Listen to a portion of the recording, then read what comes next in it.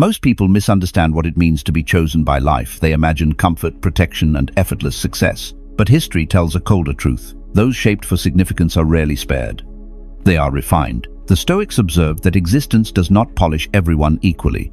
Some are tested early, isolated deeply, and pressed relentlessly, not to destroy them, but to expose what they are capable of becoming.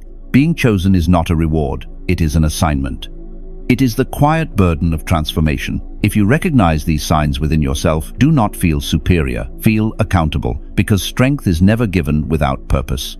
The first sign is this: life has been heavier on you than on most. While others move gently through years of comfort, your path has been carved by pressure, uncertainty, disappointment, and repeated reinvention. You have learned that suffering is not random, it is instructional. Marcus Aurelius wrote that fire does not harm what is already strong, it reveals it. Every hardship forces a choice, to shrink or to sharpen. Over time, you stopped asking why life was unfair and began asking what it was training you to endure. Pain became information, failure became structure, silence became discipline. You were not entertained by existence, you were educated by it.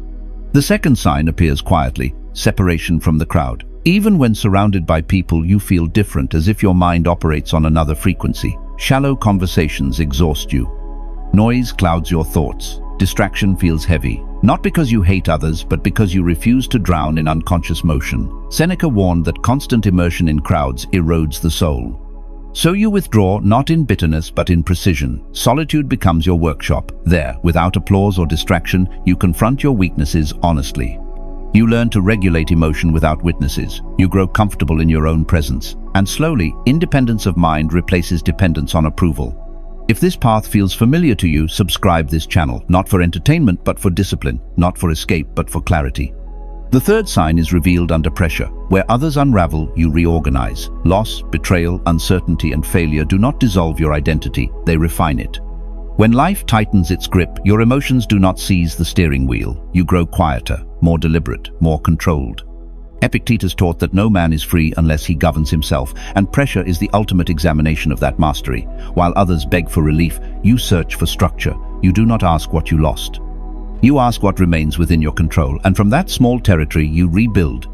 The fourth sign is your relationship with solitude. You are drawn to silence, not to disappear, but to clarify. You do not hide from the world, you prepare for it.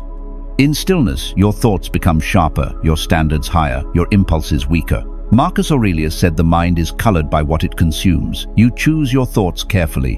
When you return to others, you speak less but carry weight. You listen more but absorb less chaos. You no longer fear being misunderstood. A man who survives his own silence does not fear the noise of the world. The fifth sign is perception. You sense patterns others miss. You notice repetition in human behavior, consequences before actions fully unfold, intentions behind words. Not because you seek control, but because you observe deeply. Your mind connects causes to outcomes, discipline to destiny, weakness to collapse. You move slower but see further. Epictetus reminded us that events do not shape us, our judgments do. You guard yours carefully. Insight becomes your shield. Restraint becomes your advantage.